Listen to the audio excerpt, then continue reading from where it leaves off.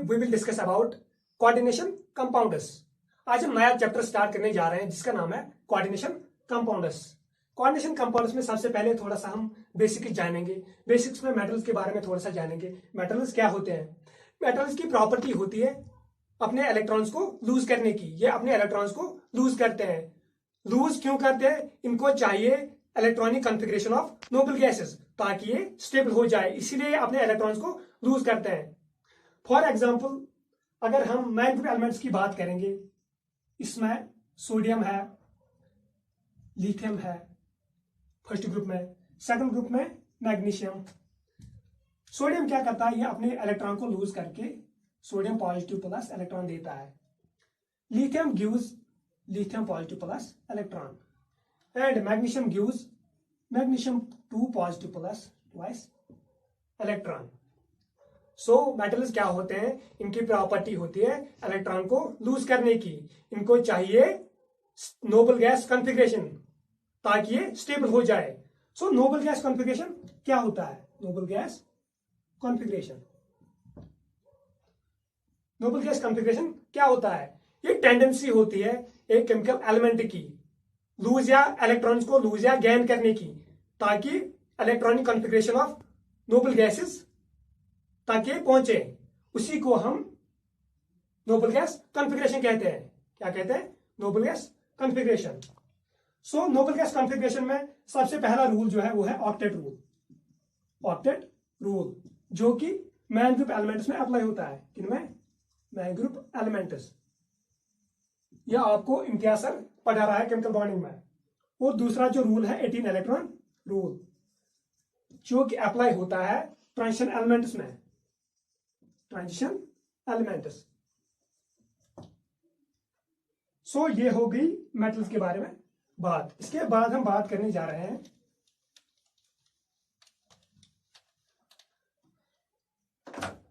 Transition metal ions. Transition metal ions.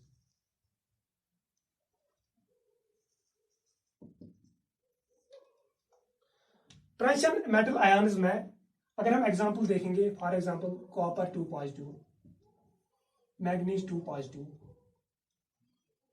Cobalt 3 positive. इनकी property होती है इलेक्ट्रॉन्स को लेने की।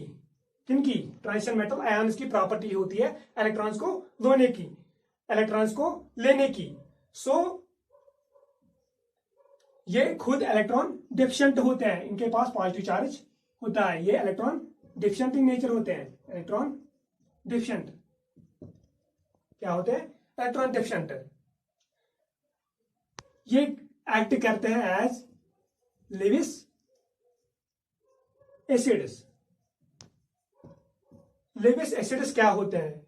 लेविस एसिड्स वो होते हैं, वो स्पीशीज होते हैं जो इलेक्ट्रॉन पेयर को एक्सेप्ट करते हैं। उनको हम लेविस स्पीशीज कहते हैं। अगर हम ऑर्गेनिक टर्म्स में देखेंगे, और ये एक्ट करते हैं एज इलेक्ट्रोफाइल।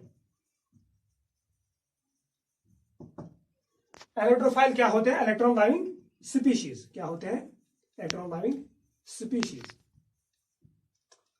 सो क्या होते हैं transition metal ions?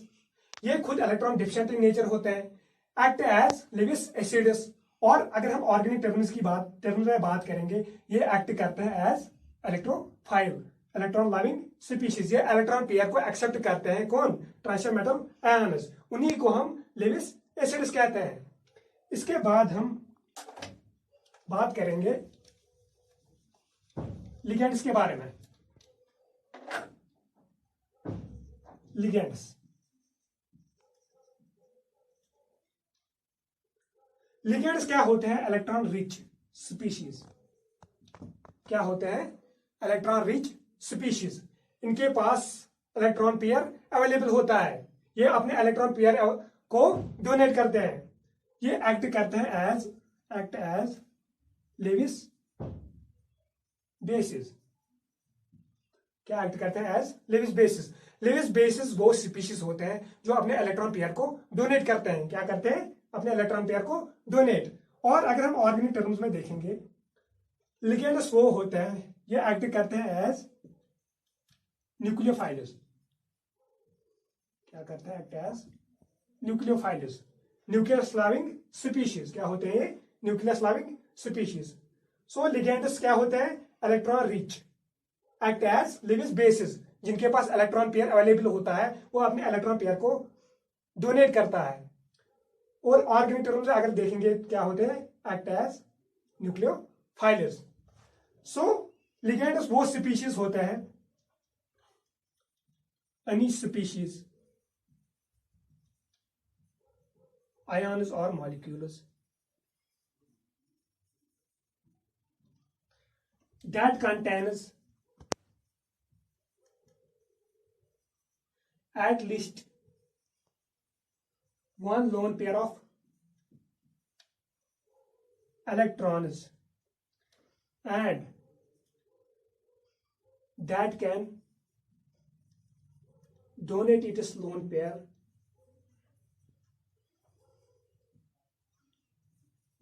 of electrons to the central metal atom.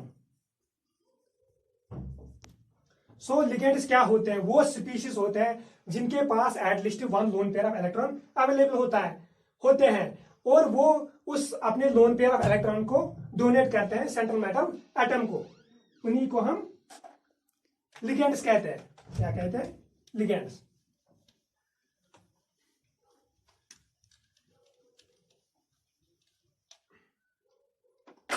For example अगर हम क्लोरीन की बात करेंगे, इसके पास आउटर मोस्ट शेल में कितने इलेक्ट्रॉन्स होते हैं?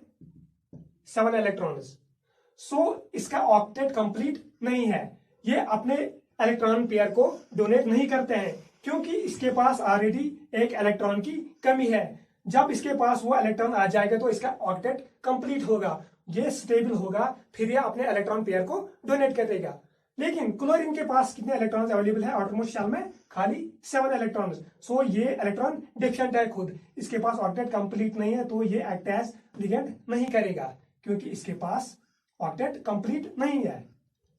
Octet not completed. अगर हम Cl माइनस की बात करेंगे, जब Cl पे नेगेटिव चार्ज आ जाएगा, इसके पास पहले खाली 7 इलेक्ट्रॉन्स थे। कितने थे? 7 इलेक्ट्रॉन्स। जब ये नेगेटिव चार्ज इस पे आ गया तो इस पे एक और इलेक्ट्रॉन आ गया तो ऑक्टेट क्या हो गया? कंप्लीट। Octet complete. अब इसका ऑक्टेट कंप्लीट हो गया तो ये अपने इलेक्ट्रॉन पेयर को डोनेट कर सकता है। अब ये एक्ट एज लिगेंड कर सकता है। ये क्या है? इसके पास एक इलेक्ट्रॉन की कमी है। जब इसके पास एक इलेक्ट्रॉन आ गया अब तो ये अब इसका ऑक्टेट कंप्लीट हो गया। अब ये अपने इलेक्ट्रॉन पेयर को डोनेट कर सकता है। तो अब क्या बन गया? ये लिगेंड। इसी को हम लिगेंड कहते हैं। फॉर एग्जाम्पल अमोनिया है, ये भी अपने इलेक्ट्रॉन पेयर को डोनेट करता है। वाटर है, फ्लोरीन है, फ्लोरीन माइनस, इसके पास भी आउटर मोस्ट जो इलेक्ट्रॉन्स है 8 अवेलेबल है, इसका भी ऑक्टेट कंप्लीट है, तो ये भी अपने इलेक्ट्रॉन पेयर को डोनेट करेगा। ये किनकी बात हो रही है? लिगेंड्स की बात हो रही है। किनकी बात हो रही है? लिगेंड्स की बात।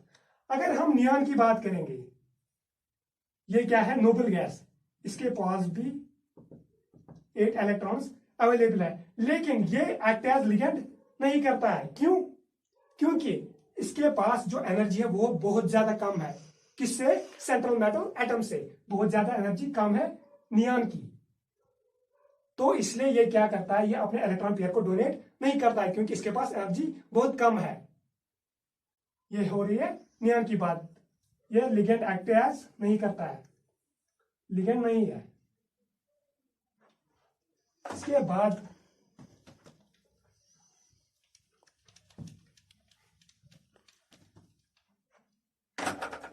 इसमें बात करेंगे हम कोऑर्डिनेट बॉन्ड की।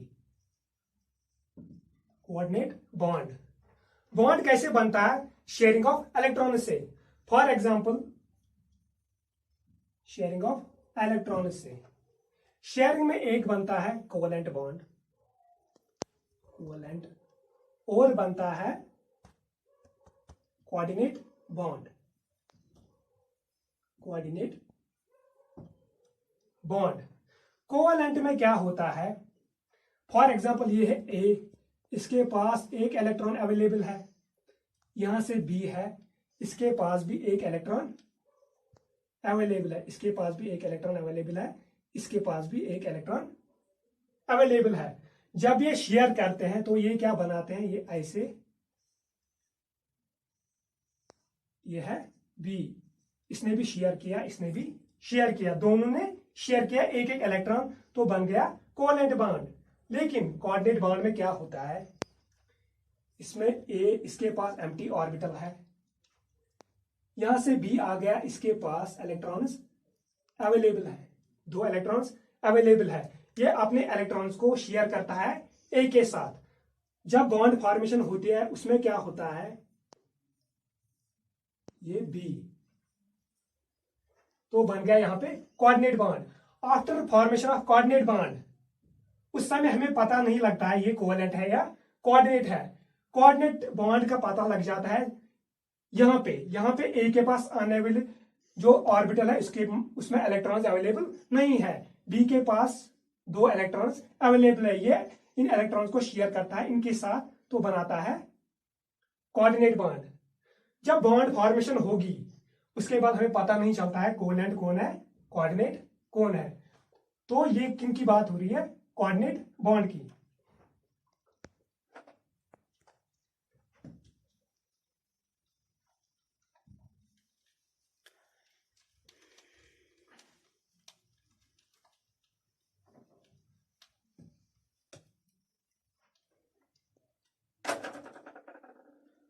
सो फॉर एग्जाम्पल अगर हम यहां पे कोबाल्ट लेंगे, कोबाल्ट 3 पॉजिटिव, यहां से हम क्लोरीन को लेंगे, क्लोरीन क्या करता है, ये अपने इलेक्ट्रॉन पेयर को डोनेट करता है, बनाता है COCl। इसको हम ऐसे शो करते हैं कोऑर्डिनेट बॉन्ड को, इस एरो के साथ एरो दिखाकर शो करते हैं, ये क्या शो करता है, कोऑर्डिनेट बॉन्ड। या सिंपली हम अगर ऐसे भी लिखा होगा, सिंपली ऐसे लिखा होगा, तो क्लोरीन ने अपने इलेक्ट्रॉन पेयर को डोनेट किया हुआ है यहां पे, तो बनाया है कोऑर्डिनेट बॉन्ड। तो इसी को हम कोऑर्डिनेशन कॉम्प्लेक्स भी कहते हैं या कोऑर्डिनेशन कंपाउंड भी कहते हैं। क्या कहते हैं, कोऑर्डिनेशन कंपाउंड।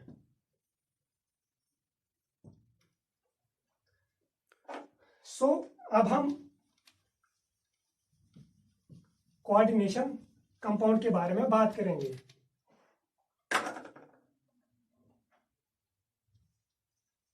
कोऑर्डिनेशन कंपाउंड,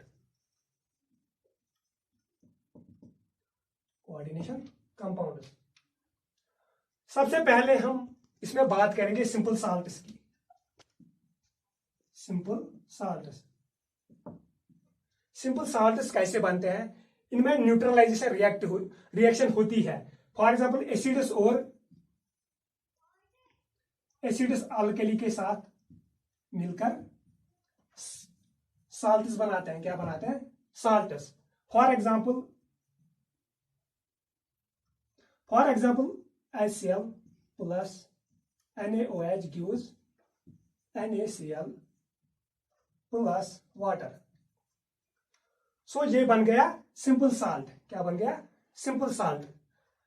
जब सिंपल साल्ट्स जो सॉल्यूशन है इनका, सिंपल साल्ट्स का सॉल्यूशन है, जब दो सिंपल साल्ट सॉल्यूशंस या दो से ज्यादा जब आपस में मिलते हैं, क्या करते हैं, आपस में मिलते हैं और फिर हम उनको एलो करते हैं फॉर क्रिस्टलाइजेशन, फॉर क्रिस्टलाइज, उनको हम एलो करते हैं। ये क्या बनाते हैं फिर, मॉलिक्यूलर कंपाउंड्स। क्या बनाते हैं, मॉलिक्यूलर और एडिशन कंपाउंड्स और साल्ट्स। एडिशन कंपाउंड्स और साल्ट्स क्या बनाते हैं, मॉलिक्यूलर और एडिशन कंपाउंड्स और साल्ट्स। जो सिंपल साल्ट्स होते हैं, जब भी इनको एक्वस सॉल्यूशन में हम डालते हैं, ये अपनी प्रॉपर्टी को, अपनी आइडेंटिटी को लूज करते हैं।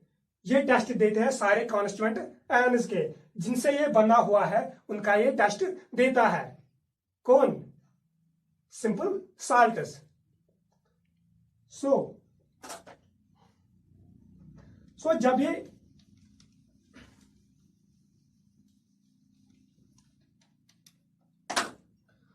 जो एडिशन और मॉलिक्यूलर साल्ट्स होते हैं वो क्या बनाते हैं, उनमें बनता है एक डबल साल्ट, या तो इधर डबल साल्ट फॉर्मेशन होगी, डबल साल्ट फॉर्मेशन,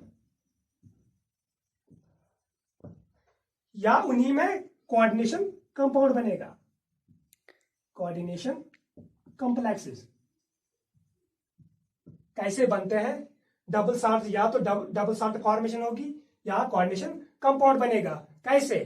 जब सिंपल साल्ट्स, जो सॉल्यूशन है सिंपल साल्ट्स का, दो या दो से ज्यादा सॉल्यूशन जब सिंपल साल्ट्स का मिलाते हैं हम, उनसे क्या बनता है, या तो डबल साल्ट फॉर्मेशन होगी या कोऑर्डिनेशन कॉम्प्लेक्स बनेंगे।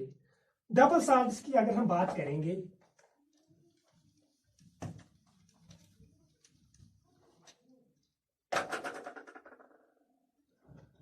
डबल साल्ट्स में फॉर एग्जाम्पल अगर हम पोटाश एलम की बात करिए, इसकी एग्जाम्पल है डबल साल्ट की, पोटाश एलम। इसकी जो फॉर्मूला है K2SO4 Al2 SO4 whole thrice 24 times water, ये पोटाश एलम की फॉर्मूला है। सो डबल साल्ट्स वो होते हैं जो जब इनको, ये खाली किस में होते हैं, इट एग्जिस्ट्स ओनली इन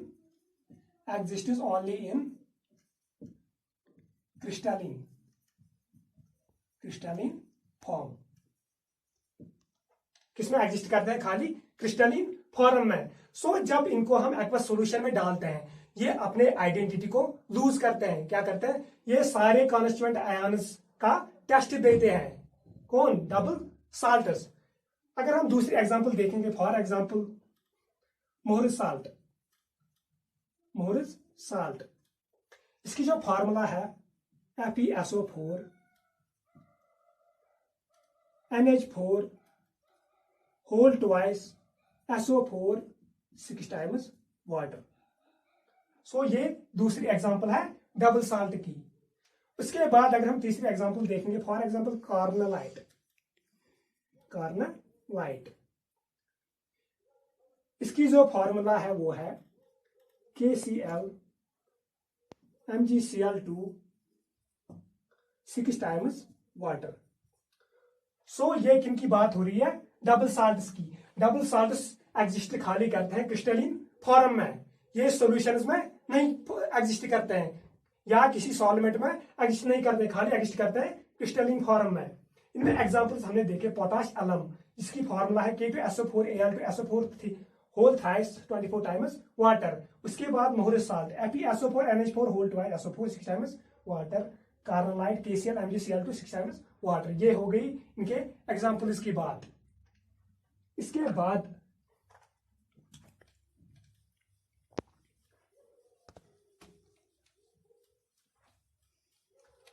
हम बात करने जाएंगे कोऑर्डिनेशन कंपाउंड्स पे।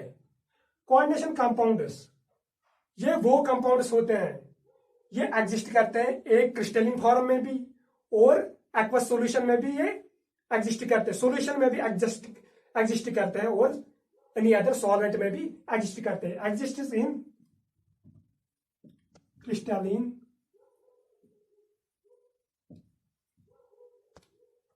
सॉल्यूशंस और एनी अदर सॉल्वेंट। जो कोऑर्डिनेशन कंपाउंड्स होते हैं, ये अपने आइडेंटिटी को रिटर्न करते हैं, ये अपने आइडेंटिटी को लूज नहीं करते हैं। Coordination compounds does not lose their identity in aqueous solution. Solution. ये अपने आइडेंटिटी को एक्वस सॉल्यूशन में लूज नहीं करते हैं। फॉर एग्जांपल अगर हम कोऑर्डिनेशन किसी कोऑर्डिनेशन कंपाउंड की बात करेंगे, for example CONH3 whole 6Cl3, it gives, एक तो ये देता है एक्वस सॉल्यूशन में, किसमें, एक्वस सॉल्यूशन में, एक देता है CONH3 whole 6 3 positive plus 3 times Cl minus. So ये क्या करता है, ये सारे कॉन्स्टिट्यूएंट्स का टेस्ट नहीं देता है एक्वस सॉल्यूशन में। कौन, कोऑर्डिनेशन कंपाउंड्स। ये खाली एक देता है कॉम्प्लेक्स आयन, ये है कॉम्प्लेक्स आयन, कॉम्प्लेक्स आयन, और क्या देता है 3 टाइम्स क्लोरीन।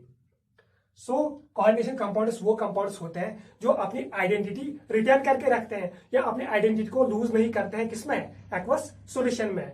और ये एग्जिस्ट करते हैं क्रिस्टलीन फॉर्म में भी, सॉल्यूशंस में भी, और एनी अदर सॉल्वेंट। सो अब हम इसमें एग्जांपल्स देखेंगे।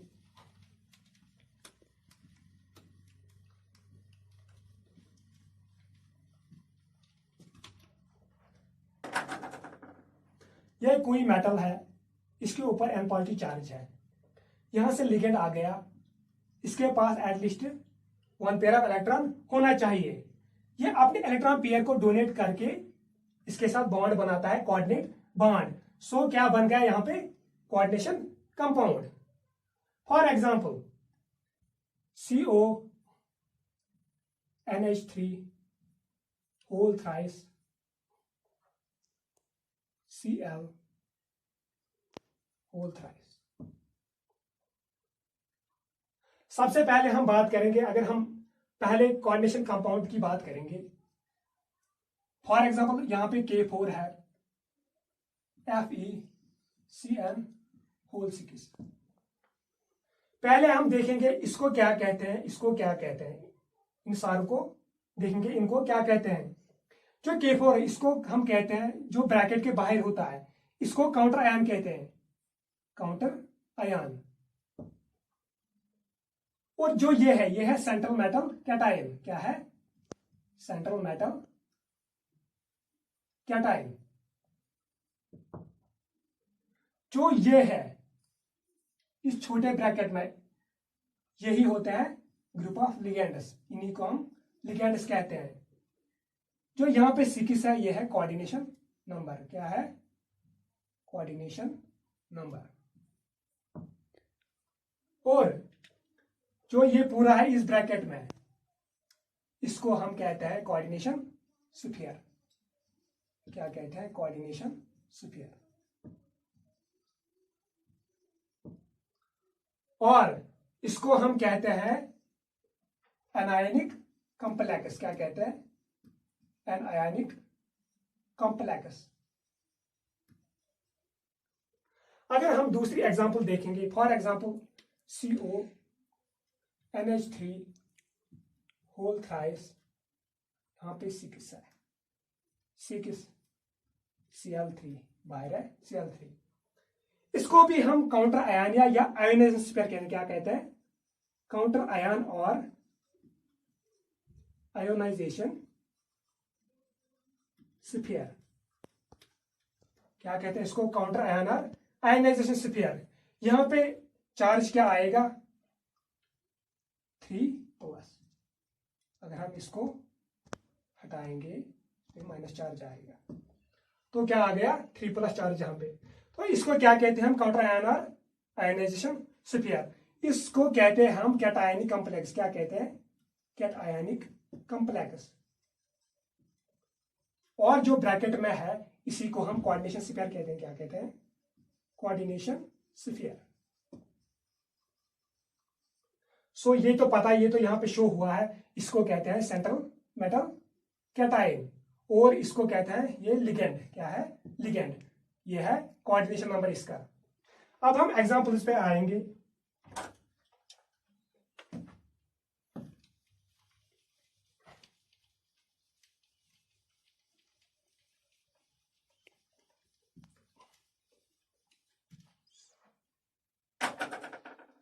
सो ये है यहाँ पे cobalt NH3 whole thrice Cl3, क्या है, coordination compound.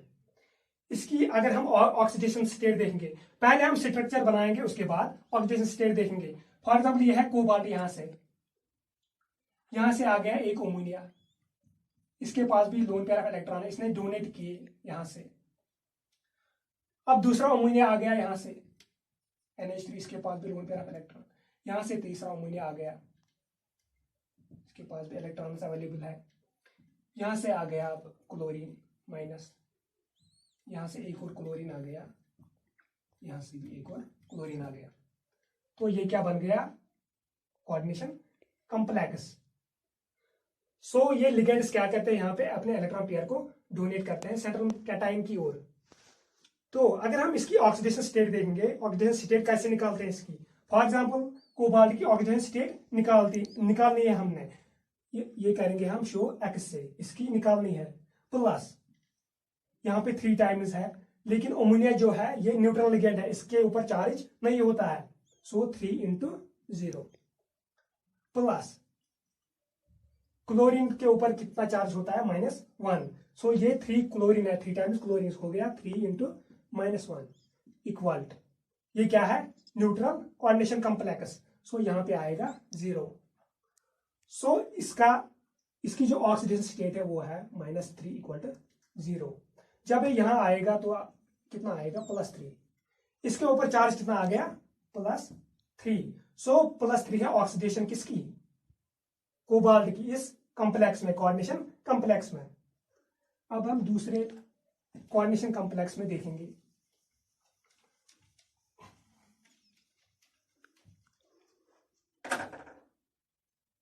For example AgNH3 whole twice Cl।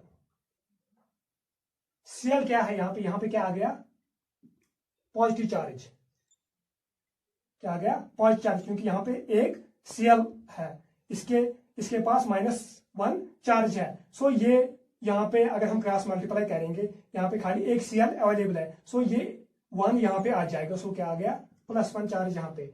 सो अगर हम इसकी ऑक्सीडेशन स्टेट निकालेंगे X, ये क्या है, न्यूट्रल, +2 × 0, अमोनिया न्यूट्रल लिगेंड है, इक्वल टू, ये क्या आ गया, +1, क्योंकि ये कॉम्प्लेक्स कैटायन है, कैटायनिक कॉम्प्लेक्स आयन है। सो यहाँ पे क्या आ गया, चार्ज +1, सो X = +1। ये इसकी ऑक्सीडेशन स्टेट है, किसकी, सिल्वर की, इस एग्जाम्पल में। अगर हम एक और एग्जाम्पल देखेंगे,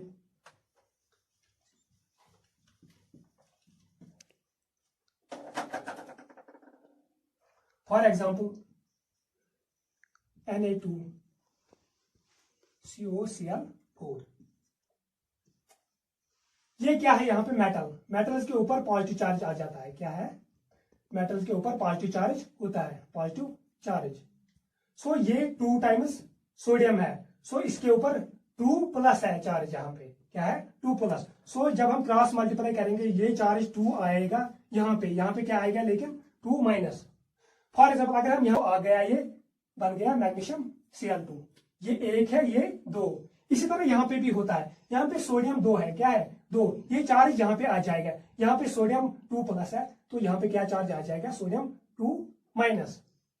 तो अगर हम इस कॉम्प्लेक्स में ऑक्सीडेशन स्टेट निकालेंगे, फॉर एग्जाम्पल इसकी ऑक्सीडेशन स्टेट है X, प्लस क्लोरीन का जो चार्ज है वो है -1, क्लोरीन कितना है यहाँ पे, 4, so 4 times -1 equal to complex ion का जो चार्ज है ऊपर वो क्या है, 2-, तो आ गया यहाँ पे -2। सो कितना हो गया इसका, X - 4 = -2, सो X = -2 + 4, सो X = +2।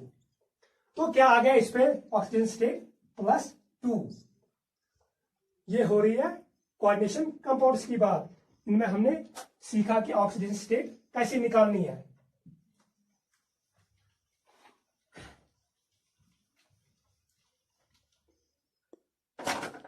इसके बाद जो कोऑर्डिनेशन कंपाउंड्स है, अगर इनको हम एक्वस सॉल्यूशन में डालते हैं, या हमने पहले भी बात की इसके बारे में, तो ये अपने आइडेंटिटी लूज नहीं करते हैं। क्या करते हैं, अपने आइडेंटिटी को लूज नहीं करते हैं एक्वस सॉल्यूशन में। सो फॉर एग्जांपल यह है CONH3 होल 6Cl3। अगर हम इसको एक्वस सॉल्यूशन में डालते हैं, क्या करते हैं एक्वस सॉल्यूशन में, ये अपनी आइडेंटिटी को, जो ये कॉम्प्लेक्स है, ये अपनी आइडेंटिटी को does not lose their identity, does not lose this identity, ये अपने आइडेंटिटी को लूज नहीं करते किसमें, एक्वस सॉल्यूशंस में। सो अब हम बात करेंगे कॉम्प्लेक्स आयंस के बारे में।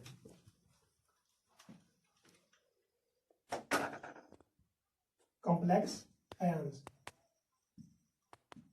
Complex ions,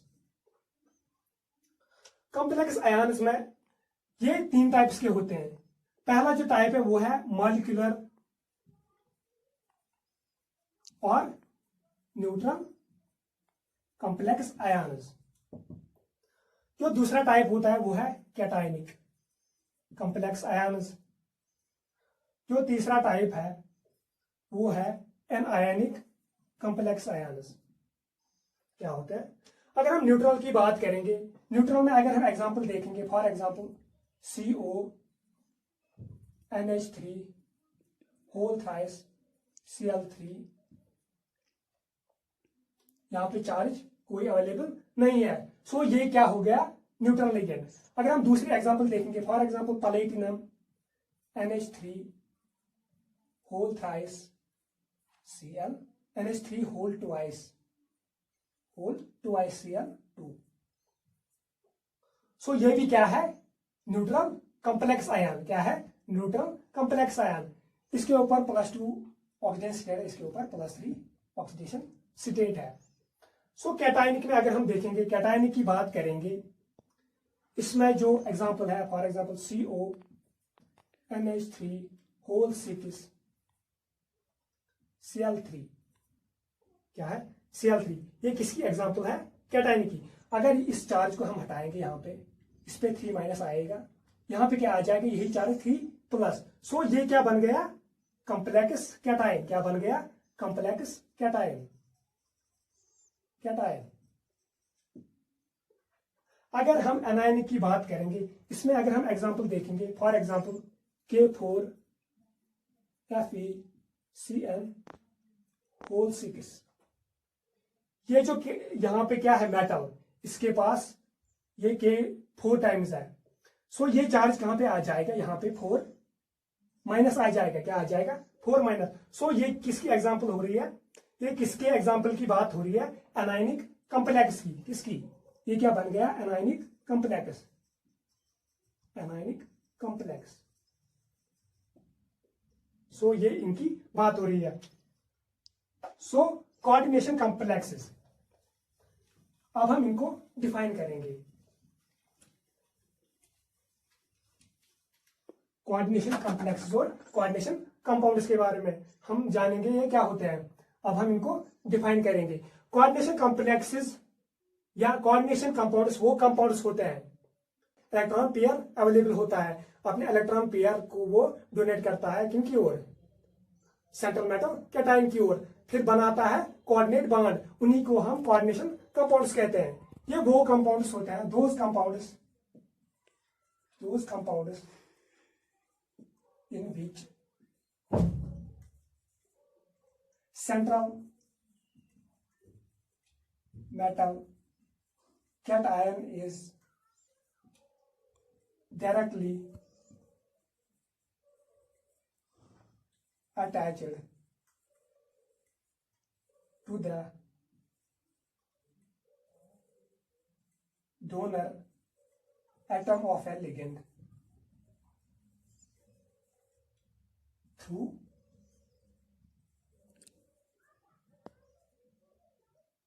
by coordinate bond or through coordinate bond.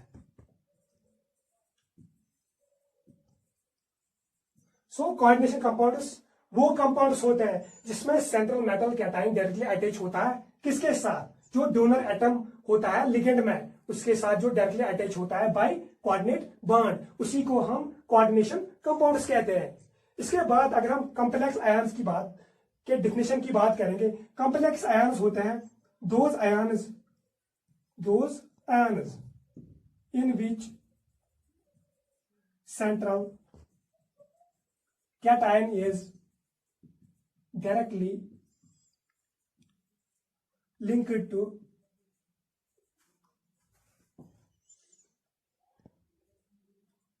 ligand by coordinate bond। सो ये वो आयन्स होते हैं जिनमें सेंट्रल कैटायन डायरेक्टली लिंक होता है इनके साथ, लिगेंड्स के साथ बाय कोऑर्डिनेट बॉन्ड, उन्हीं को हम कॉम्प्लेक्स आयन्स कहते हैं। अब हम कोऑर्डिनेशन नंबर के बारे में बात करेंगे।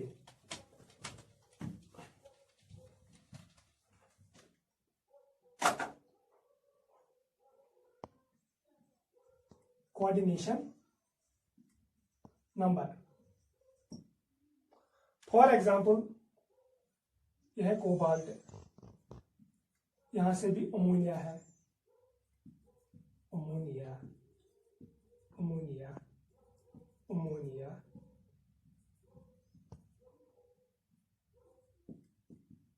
ये क्या है? Group of ligands. सो इसका कोऑर्डिनेशन नंबर कितना है? कोबाल्ट ने 6 लिगेंड्स के साथ कोऑर्डिनेट बॉन्ड बनाया हुआ है। सो इसका कोऑर्डिनेशन नंबर भी कितना हुआ? 6। कितना हुआ? 6। अगर हम एक और एग्जांपल देखेंगे, फॉर एग्जांपल मेटल है, यहां पे इथिलीन डाइअमाइन है, 3 टाइम्स क्या है? 3 टाइम्स इथिलीन डाइअमाइन। अगर हम कोऑर्डिनेशन नंबर की बात करेंगे, सो कोऑर्डिनेशन नंबर क्या है? 3। लेकिन ये रॉन्ग है। क्या है? रॉन्ग। यहां पे कोऑर्डिनेशन नंबर 3 नहीं है। अगर हम एग्जांपल लेंगे मेटल के बदले, अगर हम यहां पे कोबाल्ट मेटल लेंगे, इथिलीन डाइअमाइन लेंगे 3 टाइम्स,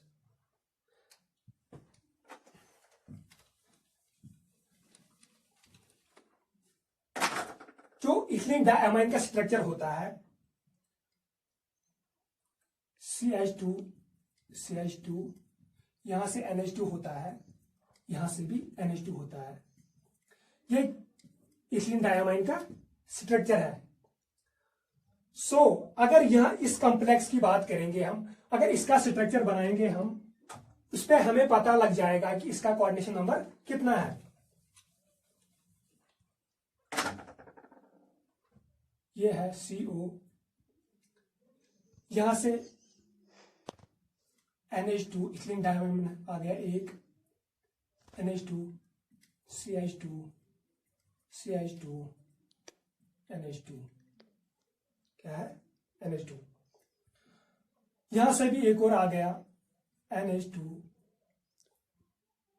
CH2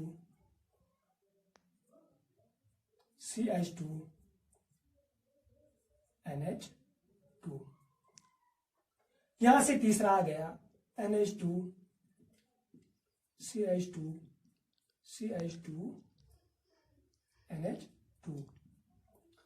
सो कितने डोनर एटम्स है यहां पे? यहां पे हम देख सकते हैं इसमें कितने डोनर एटम्स है। यहां से 1 नाइट्रोजन, 2, 3, 4, 5 और 6। सो इसमें कितने डोनर एटम्स है? यहां पे खाली लिखा था 3। सो इसका कोऑर्डिनेशन नंबर 3 लिगेंड्स अवेलेबल है। सो इसका कोऑर्डिनेशन नंबर 3 नहीं है। इसका कोऑर्डिनेशन नंबर कितना है? 1, 2, 3, 4, 5 और 6। इसमें कितने डोनर एटम्स प्रेजेंट है? 6। सो इसका कोऑर्डिनेशन नंबर भी कितना हुआ? Coordination number equal to 6। So ये क्या है? रॉन्ग। यहां पे कोऑर्डिनेशन नंबर 3 नहीं है इसका। क्यों? सो अगर हम कोऑर्डिनेशन नंबर को डिफाइन करेंगे, कोऑर्डिनेशन नंबर हम लिगेंड के बेस पे डिफाइन नहीं करते हैं कि कितने लिगेंड्स प्रेजेंट है। यहाँ पे 3 लिगेंड्स प्रेजेंट है, तो इसका कोऑर्डिनेशन नंबर 3 होना चाहिए था, लेकिन ऐसा यहाँ पे नहीं है। इसका कोऑर्डिनेशन नंबर कितना है? 6। सो यहाँ पे लिगेंड्स की बात नहीं, यहाँ पे हम बात कर रहे हैं डोनर एटम्स कितने प्रेजेंट है लिगेंड्स में, उसी को हम कोऑर्डिनेशन नंबर कहते हैं। Number of donor atoms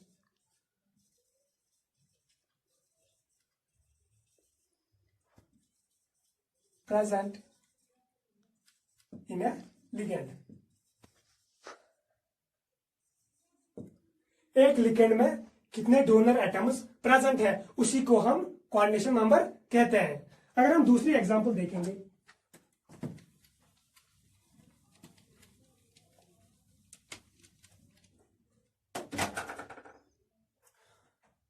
NH4 whole twice CeNO3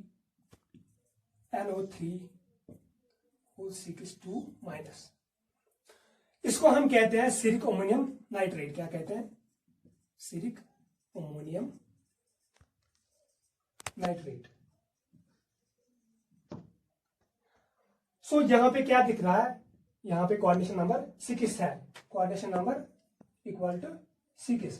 ये भी क्या है? रॉन्ग। क्या है? रॉन्ग। अब हम इसके स्ट्रक्चर के बारे में बात करेंगे। स्ट्रक्चर में देखेंगे इसका कोऑर्डिनेशन नंबर कितना है।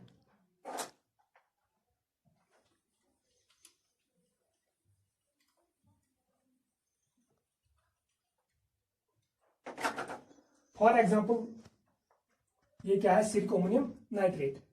यहां से सीरियम है। सो यहां से आ गया एक NO3।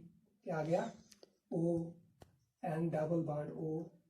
यहां से एक और O आ गया, ऑक्सीजन। यहां से भी एक और आ गया O N double bond O O। कितने हो गए? 2। यहां से भी एक और आ गया nitrogen double bond O O। कितने आ गए? 3।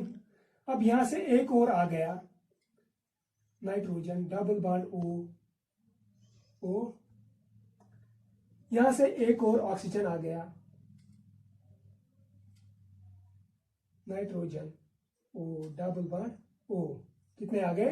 5। 1 2 3 4 5। अब एक और यहां से आ रहा है ऑक्सीजन। यहां से भी oxygen, nitrogen double bond O। सो कितने डोनर एटम्स है इसमें? 1 2 3 4 5 6 7 8 9 10 11 और 12। सो इसका कोऑर्डिनेशन नंबर कितना हुआ? 12। कितना हुआ? 12। यहां पे इसका कोऑर्डिनेशन नंबर है 12। सो कोऑर्डिनेशन नंबर इसका 6 नहीं है, ये रॉन्ग है। इसका कोऑर्डिनेशन नंबर कितना है? 12 बने हुआ है।